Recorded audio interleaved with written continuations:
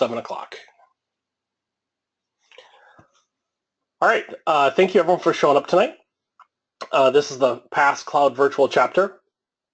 Kind of kicking things off and getting a few more presentations and webcasts going. So if anyone does have any interest in presenting on a cloud topic, whether it be whether it's going to be something in Azure, whether you want to talk about AWS, or just anything that is cloud related, whether it is all in the cloud or hybrid, if you want to talk case studies, if you want to talk about the things that you're familiar with, please feel free to reach out and let us know that you're interested in presenting to us. We do have a number of sessions coming up over the next couple weeks. Actually, over the next couple months. We've got next week, we've got Andy Roberts. He's going to be talking to us about data movement using Azure Data Factory. On the 23rd, we got Mark Valancourt, who's going to be talking about Elastic Database. We've got performance tuning in the cloud with Joey on June 7th. June 15th, we've got best practices for SQL Server with Azure VMs with John Milner. The 13th is SQL Database for the production DBA with Tim Radney. And then the 27th, Jared Ziegelbaum is going to be talking about Azure Active Directory. These are just a few of the ones that we have coming up. I've got a few others that have reached out that are interested in presenting as well. We're trying to do one a week here between now and the end of the year. So please reach out if you've got a presentation that you'd like to present to the chapter. To get things started here today, I will kind of kick off the session here. So I figured after running the user group, this virtual chapter for a couple of years with Jody, I figured I would do a presentation on a topic that I'm actually kind of excited about. It's Azure's SQL Data Warehouse.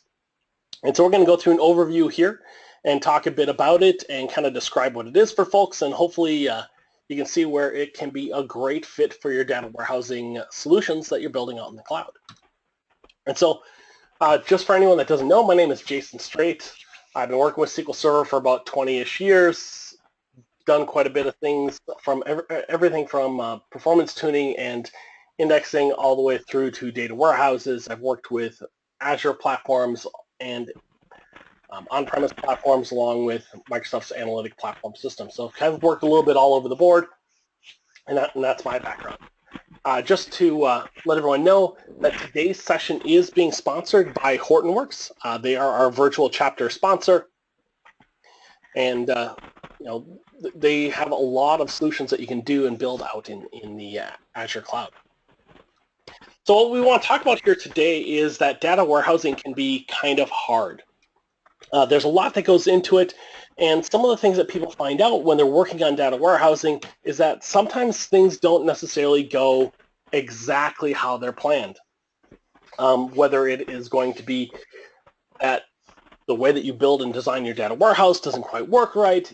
Sometimes you get everything deployed and you have too much data and everything topples over, or maybe you just you're going to be starting on a project and working on some data warehousing, but you just don't know how to get going. And all of that leads to a lot of stress on being able to put things together, because even when you're getting going and getting started, maybe you don't get the resources that you need. A lot of times when I've worked on data warehouses, I've ended up being in a position where instead of having the best and the brightest machines, I've got what was left over. And when I say what was left over, I've worked with customers in the past where the data warehousing server is not the same as the production server, because when there was a hardware refresh, the production server went to the QA server went to the development server, and then that development server was moved all the way back into production for their data warehouse. So a lot of times you just don't get the right resources, and as I mentioned, that gives you a lot of stress.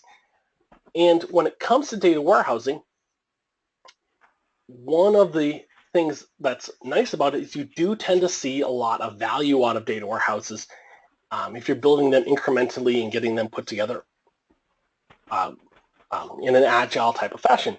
And that fits very well with building cloud solutions around data warehousing, because if you can build something that's going to show gains and value right away, there's a lot that you can get out of it in helping out your organization.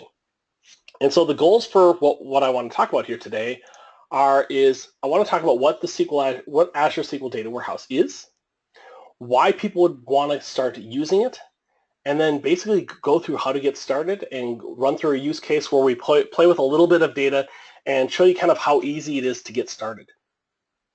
I've had people that I've talked to, gone through this presentation with, they've gone back and they've been able to, within that week, start re-architecting and building out an Azure SQL Data Warehouse and improving the performance on the things that they have. So what you can do with Azure SQL Data Warehouse really gives you a lot of power.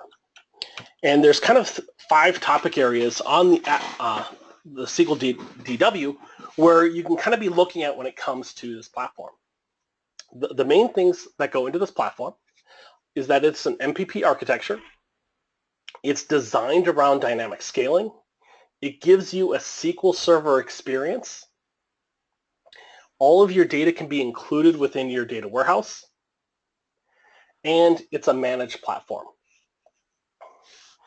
So as I talk through this, I'm going to talk through a bunch of different things, like how do you build out the databases and what makes this platform different from other platforms.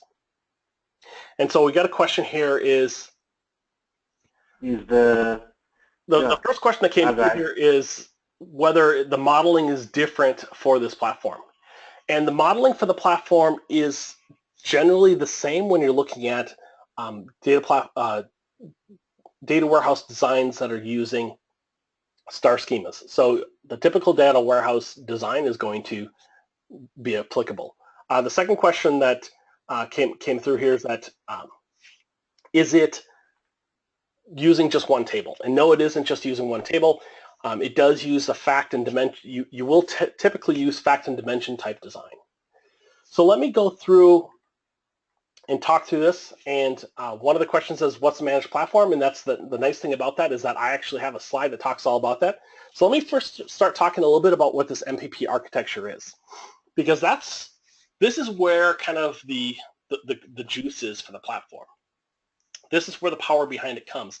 And this MPP architecture is that it's a massively parallel processing design where you have a main control node and then you have many compute nodes where they all work in unison to go through your data and return results and scale that platform as you need. And so when you send queries into your platform, you work through that one control node, send the query in, it distributes that query across all the compute nodes, it knows how your data is laid out, and it has statistics on how to build queries that work best with the data in the way that you have it laid out, and it returns that data all together through that control node back up to you. So you're not dealing with trying to understand, how many compute nodes do I have, how many different pieces do I have. There's physically segmented compute nodes that are out there that allow you to fully distribute out your queries. And part of the way in which this ends up working so well is because there's a data movement service in there that's going to work with where your data is at to make sure that as you have queries that are going against, say, row A, if there's any data that needs to work with row A that is on other physical compute nodes, that all that data can be moved over to where it needs to be. Now, along with all this, combining that MPP architecture out with the distributed queries is also the ability to use column store indexes on the data for all of your data storage. And the value in using column store in this MPP architecture is that the column store has the high level of compression, which decreases the data footprint, which decreases the amount of CPU that's there, so you can be able to go through millions and billions and trillions of rows with leveraging that scalable architecture to get queries to come back in actually fairly phenomenal times. When it comes to MPP architectures for data warehouses, one customer that I worked with a few years ago, they had a query that took about 39 hours to run, and that was the query that was running on their traditional SMP data warehouse, the standard SQL Server implementation. We picked up that query, we picked up all that data, moved it over to an APS, Microsoft's Analytic Platform System, which is also an MPP platform. And that query with minimal effort dropped down to about, I think it was 7 or 9 minutes. And so using that MPP architecture, you can get a lot of gains back into your platform. Now, I'd mentioned a couple times that the platform scales. And the importance of being able to have dynamic scaling within your platform is that you can go from a platform that has, under the covers, maybe it has 2 nodes. So there's 2 SQL Server type nodes underneath the platform helping you distribute your queries and work through that data a little bit faster. And the value in having 2 nodes versus having 1 node is that if you take a table that's got 2 million records and you split it between 2 nodes, you now have 2 nodes working across about a million records each. Scale that out, and as yes, Jody. Sorry, there's 2-3 questions that just touches on the subject that you're talking about now. So yep. Brian was asking, what does it mean? What does it mean that is a managed platform? Yep, that one I'm going to. Cool. The managed platform one I'm going to answer in 3 slides away. Okay, cool. And then we've got another one asking, we have a 12 terabyte data warehouse. What do we get by moving to the cloud? Is it cost effective? Yep. And then we've got a third one by Rajiv asking, how are APS and Azure SQL DB service related? Yeah, and then what I'll do is when it comes to the cost effective and moving to the cloud, I'll be talking about that one when we go through the demo and build a SQL data warehouse here tonight. And then I'll talk a bit about how Azure and APS are related towards the end of the presentation. When it comes to the scaling and the growth for the platform, your SQL Data Warehouse has the ability to both grow and shrink, and you also have the ability to pause this. Because this is a cloud service and a cloud offering, you can pause the platform and no longer pay for the compute. So when you have platforms on premise, so if you have a large data warehouse that you have within your environment, within your own data center, you're always paying for that licensing. When it comes to this dynamic scaling that you have with SQL's Azure Data Warehouse, Azure's SQL Data Warehouse, you can pause that so that you're only paying for your platform in the times in which you're using it. So you could pause it for the weekend, you can pause it for after hours, you can grow the size of your platform for when you're doing your heavy compute, and you can also shrink it back down for times where you're doing less querying on the platform. So maybe you grow it up to do your ETLs, you shrink it back down after your data is loaded. At the end of the month, you have more reports that are going to be going through the platform, so you scale it up a little bit more. Or maybe once a quarter, you've got a large amount of data that you need to process, and so you can grow the platform out that way. The value in this growing piece is that the MPP architecture gives you the ability to scale from a linear perspective. A linear scale within MPP architectures is kind of what makes it really worth it.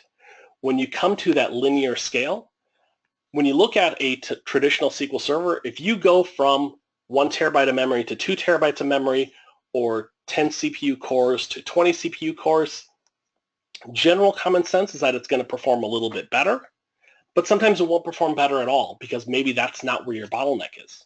When it comes to a data warehouse and an MPP architecture, when you're scaling out, you will generally see a doubling of performance or performance improvement over time when you're adding in more scale units. And so a query that you run with 2 nodes or a scale unit of 100 is going to maybe take 30 seconds. If you scale that back up to a 200 or 4 nodes, that's going to run in probably 15 seconds.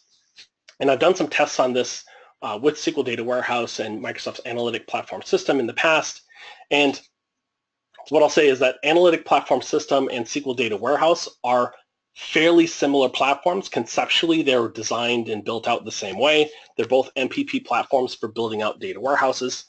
The APS, or Analytic Platform System, is an on-premise solution, and the SQL Data Warehouse is a is the cloud variant of it. They're not feature for feature identical, but they're coming along on the same path of design. The way in which you measure performance when it comes to Azure's SQL Data Warehouse, or SQL DW, is through data warehouse throughput units. These data warehouse throughput units are really a way that you can measure the miles per gallon that you're getting out of your data warehouse.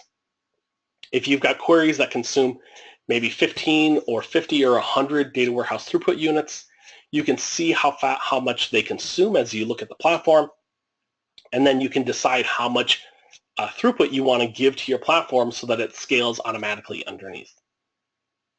And that way you know whether or not do I give it more resources, or do I tune my query to consume less data warehouse throughput units. And so basically you get the ability to decide whether you want to have a data warehouse that is tuned as far as you can when it comes to building out those queries, or if you want to just give it more gas and give it more power. Now within this platform, and I do know that we've got quite a few more questions that are coming through. I'm going to try to get to as many of these as I can throughout, but some of them I may have to wait until the end to answer all of them. When it comes to the SQL Data Warehouse, the SQL Server experience when it comes to Azure SQL Data Warehouse, what I'm really saying here is that it's like using SQL Server. So you're not going to have to go and learn a new language.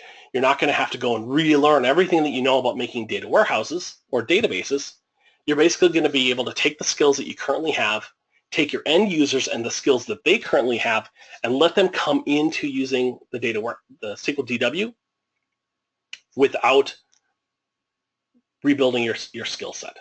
There's a few differences when it comes to how tables are created, but by and large, it's just like SQL Server.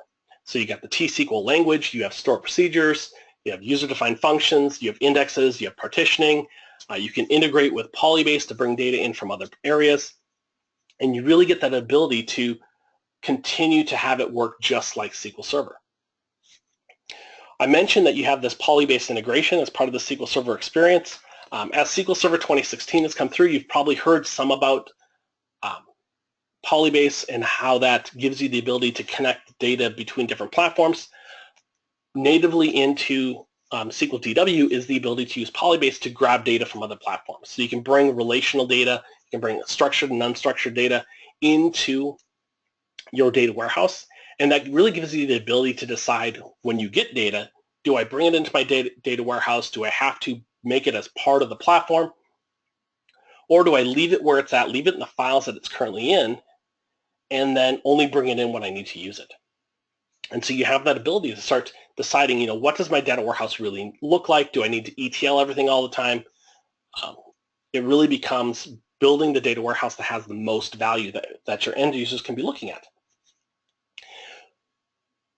Along with that, and one of the questions that's up there right now is, when loading data, does PolyBase provide the fastest mechanism for parallel loading?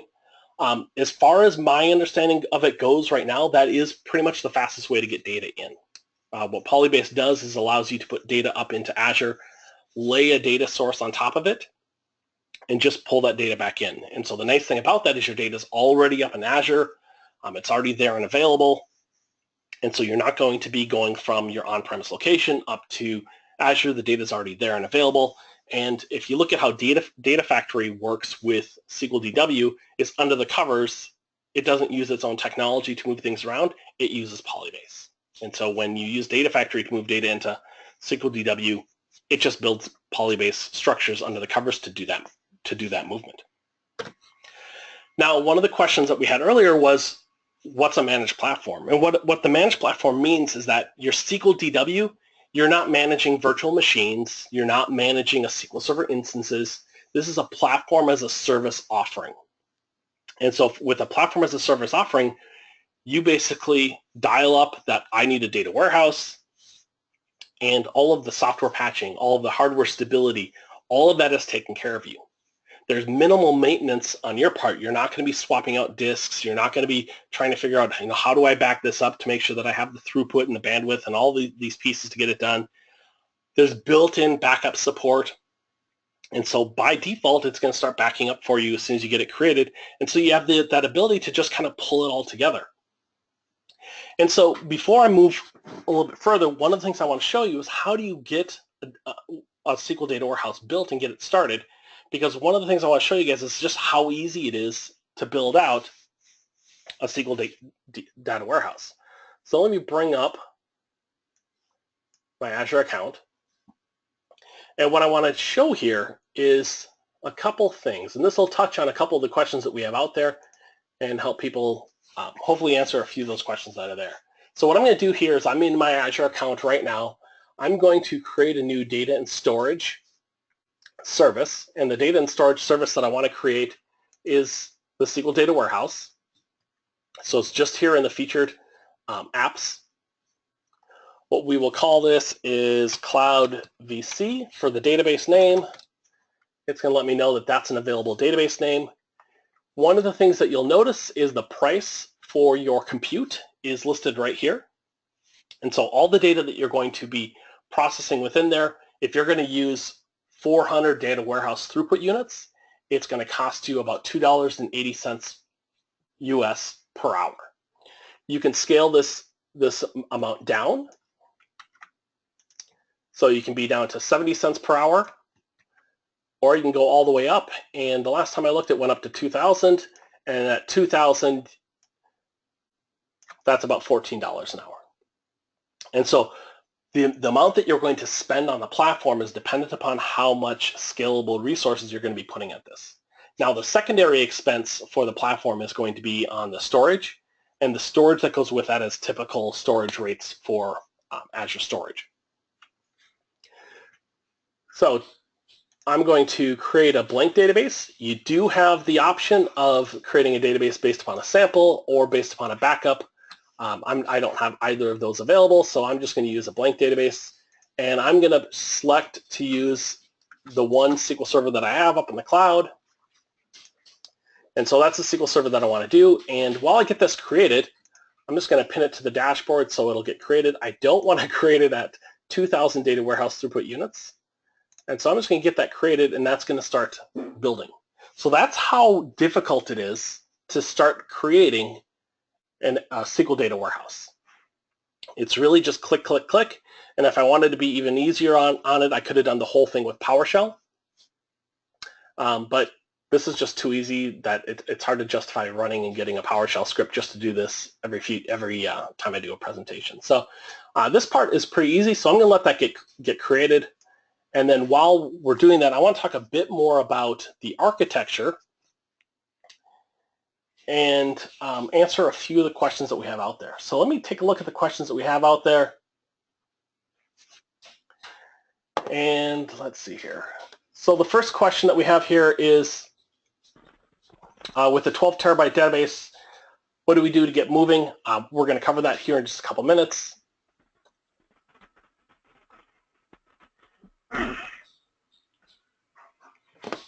And then the other one that I have here that I wanted to answer is, how will you determine how much compute time that you will need based upon your workload?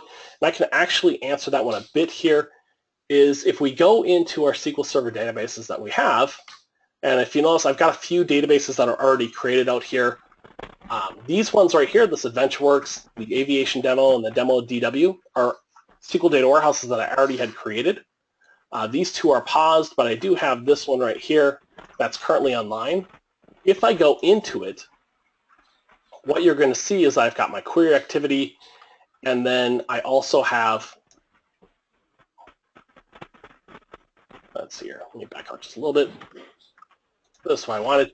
You do have data warehouse usage, data warehouse unit usage, and so you can see, if I was querying this more actively, you can see the amount of data warehouse throughputs units that you're consuming, and that'll let you know, do you need to add more in? If you're peaking out and if you're peaking out and you're getting to the top and going across, then you need more data warehouse throughput units. So it's basically a monitoring of your stats to see where you're at and how much you're consuming. And then you can scale that up and down based upon what your consumption is, or look at your queries that are using the most resources, and then look at those and figure out which ones you need to tune. So hopefully that answered that question. Now, from the platform perspective, I want to talk a little bit about this because this will help for those that are familiar with Microsoft's analytic platform system. This is going to look fairly familiar. For those that aren't familiar with either of them, this is going to help you understand a little bit more of what it's doing under the covers. So this is kind of a nerdy look at this platform. All of this is handled by Microsoft. The only piece on this that you actually have access to is this control node.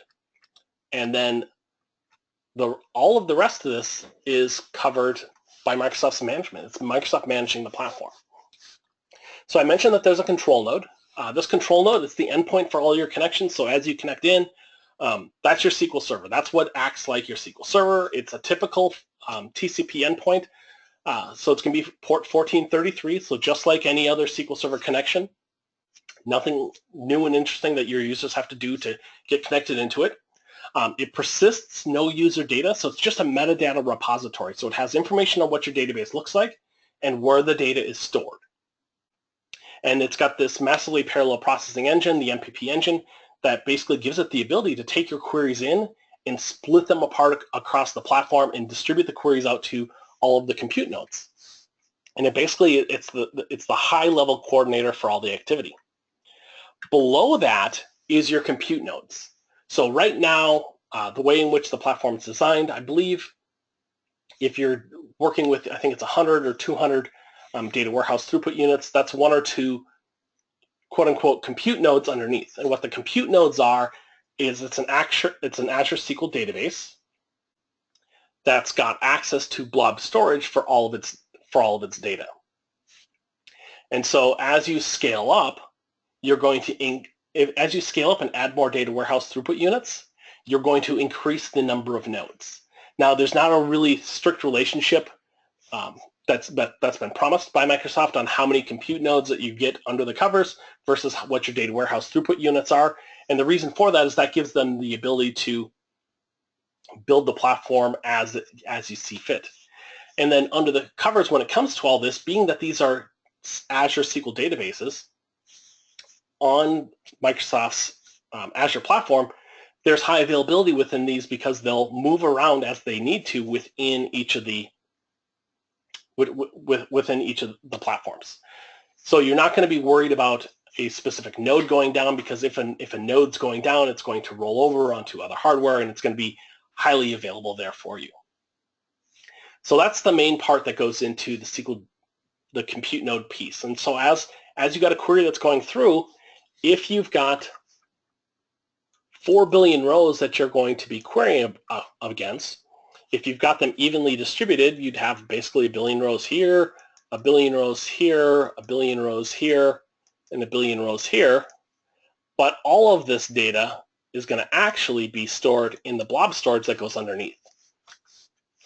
The blob storage that goes underneath gives you the ability to do that scalability. So the blob storage underneath, I think right now is divided into 200 segments.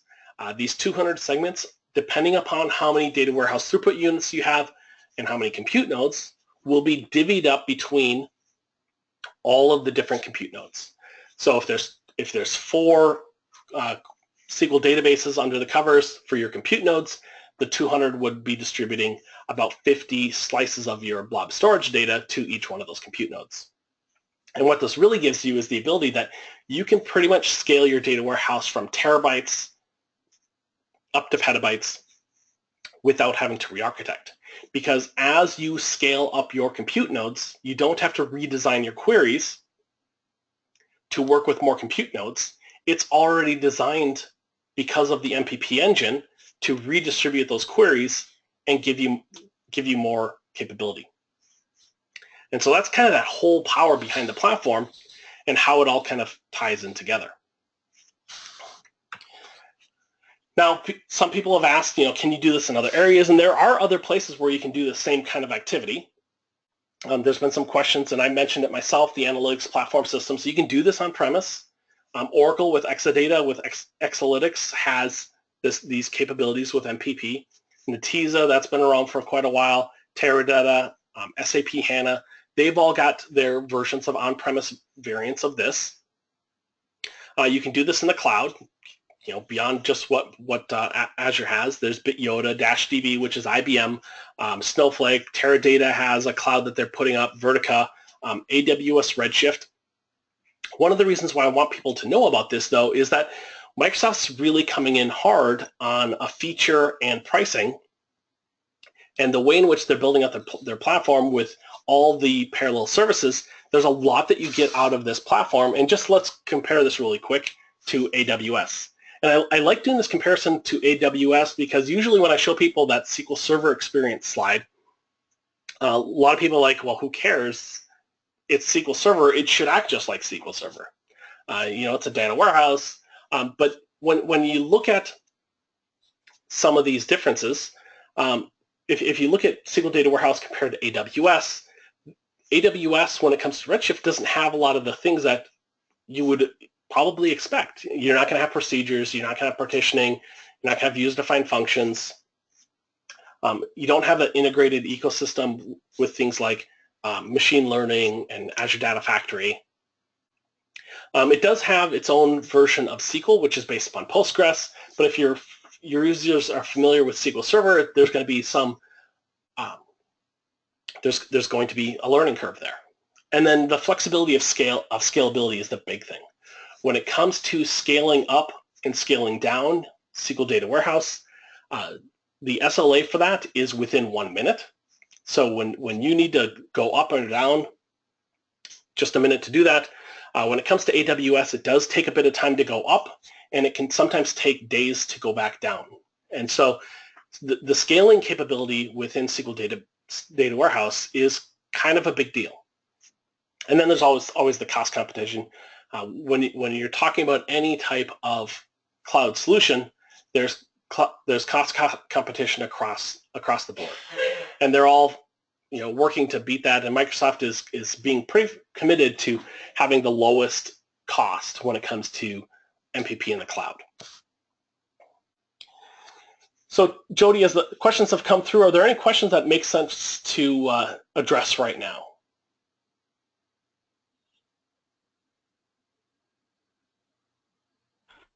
Cool. So we've answered the one about the control node redundancy. Yep. If it increases. Yeah, with the redundancy, that's all handled within the SQL database capabilities, and so you've got the same types of redundancy that you have there, with the nodes automatically failing over and having the ability to continue processing. The control node itself is kind of the same way as well. If that needs to fail over, that's going to happen under the covers without your intervention or anything that you have to work through. In the times that I've worked with SQL Data Warehouse now over the last few months, I've not ever had issues with not being able to get to my control node. I run a whole bunch of... Yeah, go ahead. No, it seems to answer Ryan's question, Ryan. And then we've got another one around, if you increase your throughput units, does SQL automatically redistribute your data across the new nodes? Yeah, and that's kind of the cool way in which they've got it designed. I back up here just a couple slides. I mentioned when it comes to the storage that it's being sliced up under the covers within the blob storage to 200 pieces.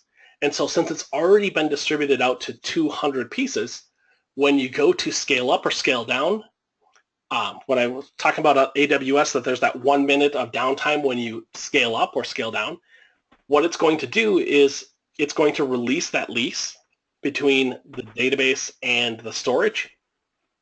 And then when it reaffirms that lease and redistributes it, all it's going to do is take the slices and apply them to the compute nodes that are now currently available. Whether it's more compute nodes or less compute nodes, it does all that without having to do any data movement under the covers. It just redistributes those nodes. So if you have 4 compute nodes, you're going to have 50 per. If you go up to 8, then you're going to have 25 per, just like that. It's really kind of a clever way in which they put that all together. Okay. Cool. And then here's the last one just before you go on. Yep. So yeah, the SQL Data Warehouse support. Yeah, so does it support CTEs, loops, and/or correlated subqueries? And yeah, it covers, it supports all of that. I don't have any specific demos that have any loops or CTEs that I'm going to show here today. But I've done all of that in the past with different other things I was playing around with. So yeah, those are all supported. The main thing that you need to look for, and this is with any MPP platform, is when you're doing updates. MPP platforms are generally pretty slow when it comes to updating data. And that's why with MPP, you load data differently. What you basically do is you load data more along the lines of using partitioning and replacing partitions versus updating data. I mean, that's a big area where things are a little bit different. So let me talk a little bit about the SQL Data Warehouse and how you actually build something, because we got some time to build a data warehouse, and I want to show people how easy this is to do. So let me start by going back to that data warehouse that I started a few minutes ago. And if you remember, I was creating it here on my SQL Server, and it was called Cloud VC. And if we take a look here, it looks like it's done. It appears to be online. Actually, if we take a look at it, this data warehouse is online. So in approximately 5 minutes, I've now got a data warehouse that's going to cost me about 70 cents an hour, where I can start finding out if this is the right way in which I need to be building my data warehouse. That's the great thing about building things in the cloud, is you get to start looking at it and working with it today. And so since we got this together, let me pop over to Visual Studio and just verify that I can get to it here. If I just refresh this, there we go. I've got my Cloud VC, and right now we have no tables in it. So I got a blank database that we'll be working with here in data tools. So what are we going to build here? And I've got something where I thought it might be worthwhile to build some data around an FAA. So when I was looking at, what could I possibly put together, I wanted something interesting. I didn't want to have AdventureWorks. I've done enough presentations with AdventureWorks that I wanted to have something that had some interesting data. So I figured, I'd take a look at some airline incident data. So there are no longer airline accidents. There are only airline incidents. And so we'll take a look at some of this airline incident data. And so I went out to the FAA site, I downloaded their files, and I wanted to see, do they have something interesting here? So let me just take a look at the aviation data. And if I take a look at it, here are the files that they provided. What we basically have here is some air incident data, and then we also have the remarks that went with it. They give you a whole bunch of information on airplanes and how everything is laid out. And so if I were to open up one of these 1975 files, let me just open that with Notepad, and it's got a whole bunch of data in here. 1975, looks like that was from January 1st. People were crashing 1975 and January 1st. So we got some of that data. Then if I take a look at, we've got edited remarks, and the edited remarks basically talk about some interesting things that go on with these crashes, so we can play around with that and bring that in. I thought it was interesting that, we're going to get things like blood alcohol content. The most interesting thing that I found in here was that you can find out that people strike deer with their planes. Oops. Where did that go? There we go. You can find out that people strike deer in their planes, and there's a whole bunch of that stuff that's out there. So I thought that was pretty interesting. And this really isn't a huge data set, but I thought, what if I wanted to, at some point when I'm playing around with this FAA data, I wanted to maybe join it up with all airline flights. And if I did something like that, that would actually require me to have quite a bit of compute power under the covers. So maybe I start off with this and I move into the other stuff eventually. Now, when it comes to loading the data up, I'm going to actually skip completely using any traditional ETL tools. What I did is I just loaded this data up to Azure Storage, because I'm going to use PolyBase. I'm going to show you guys how PolyBase works, because it's pretty simple to bring it in. And so I've got the data up right now. It's out in Azure Storage. If I go take a look at the data that I have out there, I have it out in the Strate data folder. It's in there with blob storage. And if I dig into aviation, you'll see that I've got some of the files here. the aircrafts, the file layout, the airports. All the air files are in their own folder. All the edited remarks are in their own folders. So I've got all that data that's out there that I can start playing with. And so if you get some data and you put it out to Azure Storage, you can get it out there, and it's pretty easy to start bringing it in, which I'll show you how to do here in just a moment. But loading it up with Visual Studio isn't always the easiest or the most preferred. Sometimes you want to automate loading it up. And so if you wanted to automate loading it up, there's another way to load the data up into the cloud that's pretty easy. And that's with AZ Copy. So what AZ Copy allows you to do is pick a location, pick a destination, put in your key, and load the data up. So this morning I was playing around and I started loading up some TPC data because I was going to build a different data warehouse for some other tests I want to do on SQL Data Warehouse. And so it just loads the data up there, and you can build scripts to load your data and get it up there and then work from it from that perspective. Now I mentioned that, so let's see, we already went through the creating of the database. So the next thing we would want to do within a SQL DW is actually build a data warehouse. So when it comes to building the data warehouse, there are a couple things that we need to talk about that are different between a traditional database and SQL Data Warehouse. So the first thing is that, and this is the thing that's the most different, the tables are designed with a distribution in mind. So when you build out your tables, you're going to have to be thinking about, how do I want to distribute this data? Because the way in which you distribute data does affect what happens when it comes to data movement. I mentioned that there's 200 slices of the data across the platform. And so as you slice that data up, you have the ability to determine how does that data get laid out. Do you just distribute it based on round robin, where you put just one row as you get new data in, just use a hashing algorithm to pick one of the slices and put the data there? Or if you know a bit more about your data and you know a way to distribute it that works best for your data. So if you've got 2 or 3 fact tables, and those fact tables are typically joined on the same columns or they're grouped on the same columns, you can hash that data out. And by hashing it, what it's going to do is if you say hash it on a date column, all dates of the same value will always be in the same physical slices when it comes to your storage. So that gives you a bit of a performance improvement at that point. The other thing to think about as you're building your table is, how do you want to index your data? So generally everything gets indexed by heaps. It's compressed, well, not indexed, but if you don't put an index on it, it's going to be a heap that's going to be compressed. Otherwise, you're going to put in clustered column star index on it. Now when it comes to creating tables, this is just like with SQL Server, except you've got a little bit extra. So you're going to have a with clause here at the bottom. The with clause is going to have that distribution type that I just showed you. And except for staging tables, you're going to probably always use clustered column star indexes. And so the create statement that you use is just a typical regular create statement with a little bit extra.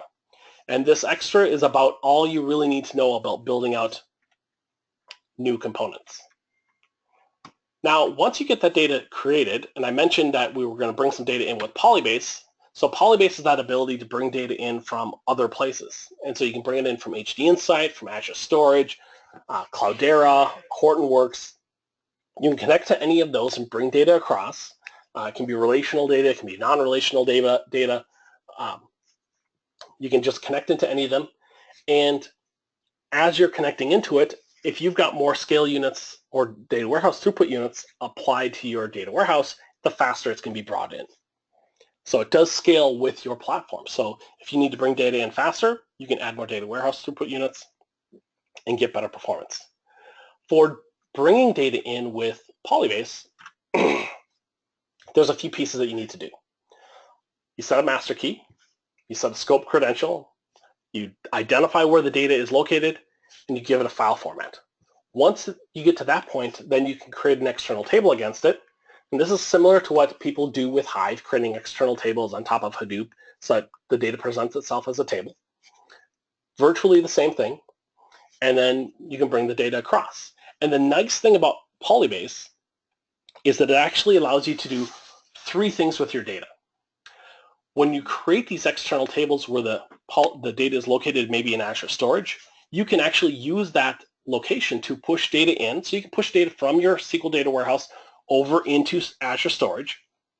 You can query data directly from Azure Storage without ever storing it in your SQL Data Warehouse, or you can use the external table on top of that Azure Storage to bring data into your SQL Data Warehouse. So depending upon how much ETL work you want to do, depending upon where you want your data to reside, you can use external tables in PolyBase in those details. Now, to do that, to get that movement to go across, there is this concept called create table as or create external table as select. And what that allows you to do is leverage a select, just like a select into, to determine where do you want your data to be and how do you want it to be indexed, partitioned, and distributed.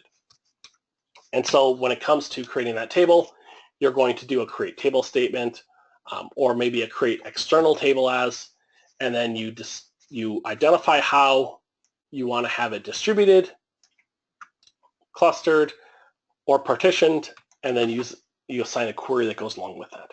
And at that point, if you're doing just a create table as, it'll actually create a brand new table with that metadata, or if you do an external table, it's going to create an external table with that data, so pushing the data from your SQL Server over to that new location. And that's kind of that ability with PolyBase because it allows you to kind of pull everything together. Now we've got a few more minutes left, and I actually want to dig a bit into that database to show you how you guys can kind of pull this all together. So let's pop back over to Data Tools, and I've got a number of SQL scripts here where we can go through, and I can show you how these pieces all kind of come together. And so let's first start with getting connected. So I'm going to get connected to, one moment here. Let's get connected to the database.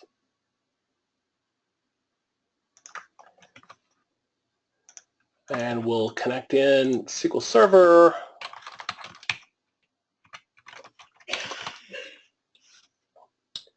Remember password. So now we've got connected here. And for setting up PolyBase, it's very similar to working with reporting services where you create data sources.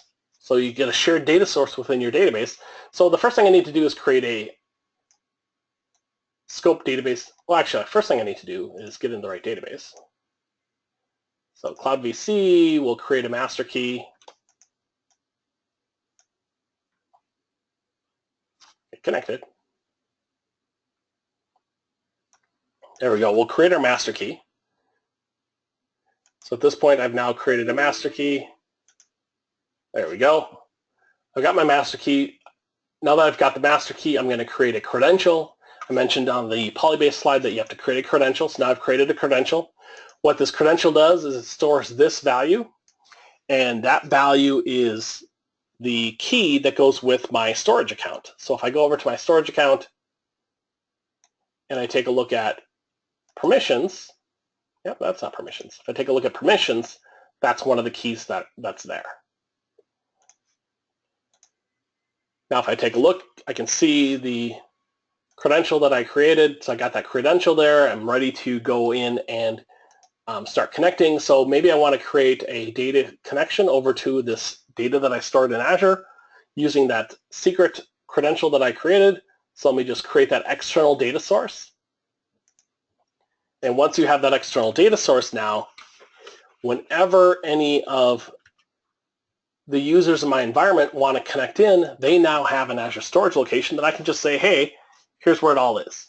And after we get done with this, I will provide everyone these scripts. I'll even be silly enough not to change this storage key because now that I'm realizing that I'm recording this, I'm going to have to refresh that. So I will share these scripts. So then you can also create file formats. Nice thing about file formats is if you know that your file is going to have a tab delimited or it's going to be pipe delimited, or if it's super wonky and it's got pipe tilde pipe, you can create any of them that they need and give them to your users. So let me go through and highlight these, get these created. There we go. And now I've got a number of file formats that are out there that my users can use. In this case, it's just going to primarily be myself, but that's all you need to do to get PolyBase set up. As long as you got the storage account, you can get connected and bring things across. I can then create tables. I mentioned I can create tables with, let me get connected here. I can create tables with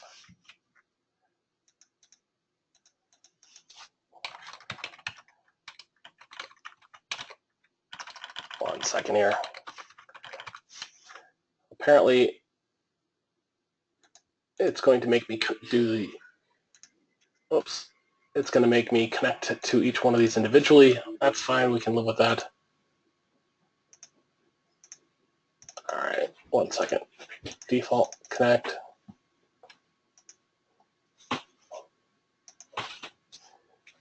There are a few nuances and places where you get error messages right now with SQL Server data tools. If you're using a data tools that's a couple months old, which is what I am using.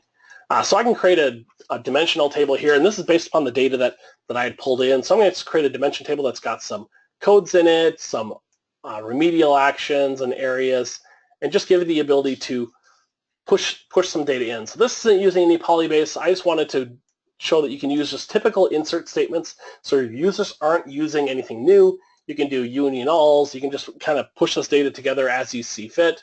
And so in this case, I'm just going to execute that and let that run to create those tables. And the nice thing about this is while those are being created, I can then take a look and see what kind of tables we have out there. And so it's made it through. It's got that first table created. And so we're building a database here as we go along. From here, and this is where the PolyBase starts to come in. So I've got this other table that I want to get created. And this other table that I want to create is called aircraft series. So there's a number of aircraft that are out there. I want to go through and demonstrate and take a look at all of those. And instead of copying out and making a specific insert statement for each one, I'm going to take that aircraft serve file that's out there, and I want to just load that up. And so that aircraft serve file that I have is just a list of all of the different airplanes that are out there, all the makes and models. And so what I'm first going to do is let me create an external table schema. You can use schemas just like any other SQL Server. This is the location, this /aircraftser.txt file is the name of the file that's out there. If I was going to go back out to Azure, I could actually go here, take a look at the files that are out there. If I look at aviation, there's the aircraft serve file just right there. That's the file that I want to load up. I'm going to say that it's in my Azure storage account. It's pipe delimited. So let me just create this table. And now that I've got this table created out on my SQL Data Warehouse, and we'll be able to see that here in a second. There we go. If I refresh this, it's now going to show that we've got an external table. And this is an external table because the data isn't actually in my SQL Data Warehouse. And I can query that and pull back the results, and I can see what's in that file. So I'm not moving data into the SQL Data Warehouse. I'm actually just querying through it. And there we go. All the data that was in that file is now here in a query. No importing or anything like that. It just kind of worked. And so we can continue to do those kinds of things where we bring in all of the different files.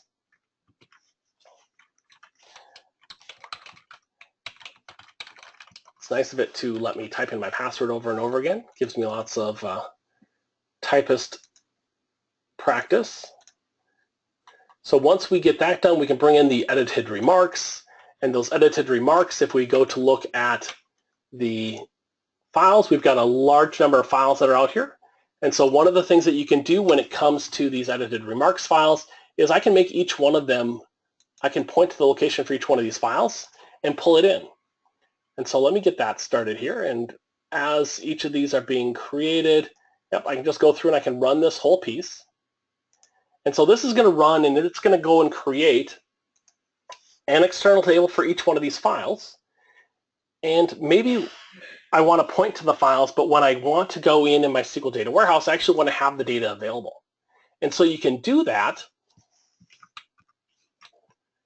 because, as I mentioned, you don't have to necessarily have all of that data. You don't have to leave it in Azure Storage. You can use PolyBase to pull it back across. And so if I go in and I take a look at that data, let me just see if this one's done executing. Yep, so that's all done running. So I can take a look at that, so I can take these edited remarks, and I'm going to tell it that I want it to go and do cluster column store index, distribute it across the control number, and I'm unioning these three files together. And so if I run that, what it's now doing under the covers is taking all of that data from Azure, from the storage location, and piping it into the table. And it's not a table that I previously created. I didn't go and do a create table statement for that. It's actually creating the table based upon the metadata for these edited remarks files that's already in the external tables that I created. So if I take a look at those external tables, the metadata that went along with these three were used to create the edited remarks table. And if we take a look at some of the results that are in there, now I can return back all the edited remarks that have deer in the description, and we can find out a couple things here. Is one, we can find out that a lot of people have trouble with deer when it comes to taking off and flying, with deers striking the plane and with people looking for deer and having a really high blood alcohol content. There's all sorts of stuff that happens in airline incidents. And if I were a gambling person, I would say that if a deer shows up when I'm flying, I'm not going to pay attention to it. And then the last thing I want to show you guys when it comes to external files is, so I'm going to create one more file here. Oops. I'm going to bring one more set of data across here. And let me just get connected.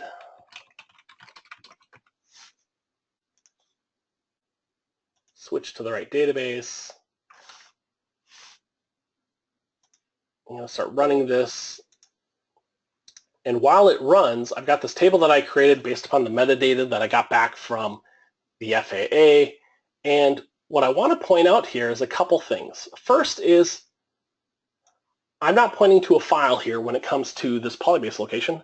What I'm doing is I'm just saying, hey, go to this folder and load all of the files. And so it's going through there, it's loading all of the files. And if I take a look at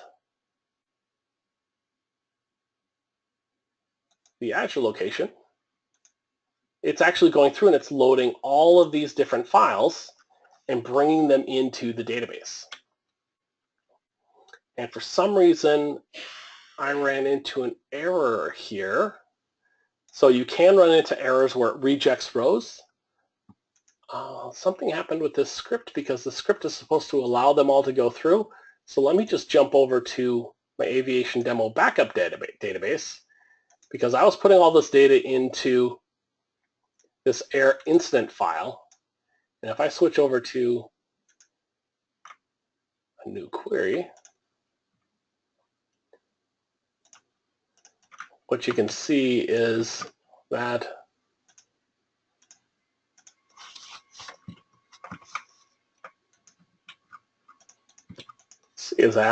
what we end up here with is, yep, I knew I typed that wrong.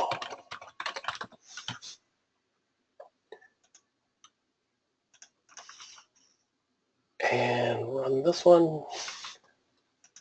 Come on, work with me. Be a little bit quicker because I want to get to the wrap up here. And we can just take a look at the data that's in there. This data was already pulled across. Actually, that's just counting up the rows. I haven't hit the aviation demo database yet, so it's probably spinning up a bit because I just turned it on a couple hours ago, but never ran any queries against it to warm it up. Well, I'll let that continue to run, but the cool thing about all of this is it's just like a SQL Server. It's a data warehouse that scales up to meet your needs. And what's cool about it is the integration that you get with the rest of the platform, because without having to go and do anything special, you can tie this data into Power BI, you can tie it into whatever kind of platform and pieces that you want, because it's just a SQL Server connection. So if I go and filter this by Minnesota, because that's where I'm at, you can build all of the kinds of dashboards that people are getting used to these days and start slicing and dicing data based on that. And so Data Warehouse really gives you the ability to kind of bring everything up into modern times. You have the ability to kind of try things out, see if it works, and without spending a lot of effort in the cost of the platform. So hopefully, as you saw, you've got the ability with the Azure platform on the back end to go from terabytes to petabytes. You can save costs on your platform because you're able to scale it up and take advantage of the architecture designed for scalable performance. As you increase your data warehouse throughput units, you will get faster and better performance. And with all the pieces like Power BI that are part of the Azure and Microsoft platforms, you can really integrate this into a full data warehouse solution where you can go and take data from Azure, move it across, bring it in using PolyBase. Maybe you want to pull some of that data back out, move it into machine learning, do some analytics on it, have machine learning push that data back out to some Azure storage, and maybe from the Azure storage, you've got an external table on that machine learning location, and you're reading in those predictive analytics as they arrive. Nice thing about pointing to a PolyBase location when it comes to your data warehouse is if you're just looking at a folder, a new file is new data, so you're going to be getting real-time loads of all that data, and then you can do nice Power BI dashboards on top of it to make everything look good. And so hopefully this has been useful for everyone. And whoops, I should have one more slide, but I don't. I thought I had another slide at the end that had the title again. So what we'll do is go through some of these questions that we have left here. I know that I've answered a few of them, and I'll actually put together a blog post that talks through some of these questions and get that out there to share as well. So the questions that I haven't answered yet, and if you do have some questions, please add them into the Q&A. And I do thank everyone for showing up. Those that need to leave here now that we're at the top of the hour, feel free to do so. I'll try and answer as many of these questions as I can. So the one question I hadn't gotten to quite fully yet was how are APS and Azure SQL Data Warehouse related? As I mentioned a little bit, they share common ancestry. APS came along first as an MPP on-premise database platform. SQL Data Warehouse is an offshoot of that has some additional capabilities. It really brings and shines when it comes to the PolyBase integration because it just makes it so easy. But they're both PolyBase. They're both MPP platforms. Let's see here. Does the MPP architecture from PDW blades translate to Azure VMs one for one? Not necessarily. So when it comes to PDW or APS, that's got some physical nodes that are associated with the platform. Right now, I believe that if you do a 200 data warehouse throughput platform, that is technically 2 nodes, but 2 nodes like in APS. But Microsoft isn't committing to that staying the same. So over time, 200 may actually be 4 nodes, or they may tune the hardware underneath that 2 nodes actually becomes 1 node. 200 units becomes 1 node. It all depends on how the platform is performing and how they can get the best performance out to you, so that you're getting what you're expecting from the platform. Our statistics turned on by default.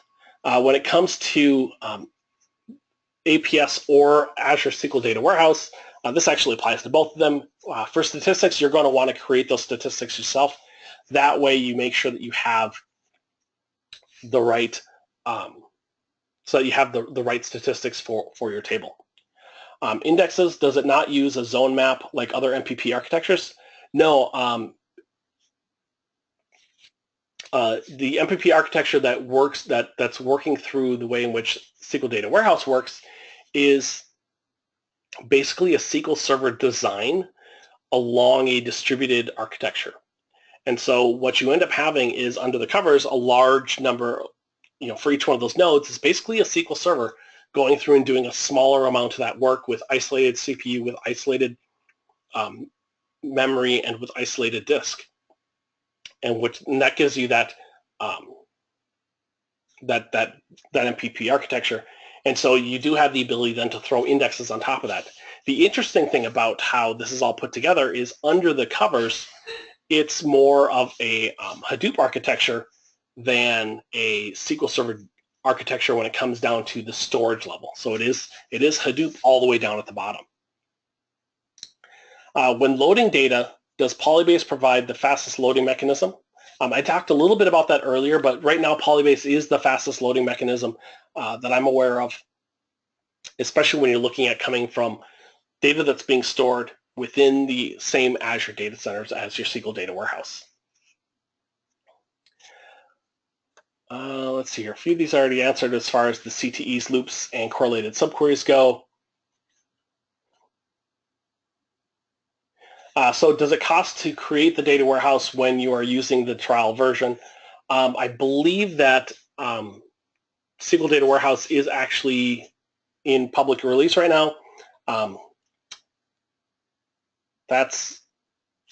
I believe it is. So it is going to cost. You will want to watch those costs. I always, when I'm demoing, I'm careful to make sure that I stay at 100 data warehouse throughput units.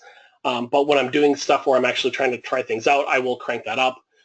Everyone who's got MSDN has an Azure credit, and this is a great way to use that Azure credit, whether it's $100 or $150. Using these to figure out, what's the best way to put that together. It's a great use of those credits and gives you the ability to dig in there. Great question on how are APS and PDW different. APS and PDW are actually pretty much the same thing. PDW got a renaming about 24 months ago, and so now it's called APS. Previously it was PDW. And then the last questions that we have out there is is Azure DW suitable for analysis services? Absolutely it is. If you're going to run a analysis services and you wanted to source large volumes of data, going to SQL Data Warehouse versus going to a virtual machine in the cloud that's got SQL Server running or SQL Database, you're going to get better performance because as you're doing the computations for building up all of your aggregations within your analysis services cube, they're going to build faster. And so you can get better performance in there. So that's all the questions that we have for tonight. Thank you once again for everyone who attended. And hopefully we'll see a lot of you next week with if I jump up to the beginning, I'll be able to remember what the session is for next Wednesday. I believe it is Azure Data Factory, which is one that I'm actually looking forward to. So jump all the way to the beginning. There we go. Azure Data Factory next week, then following week with Elastic Database. So thank you, everyone.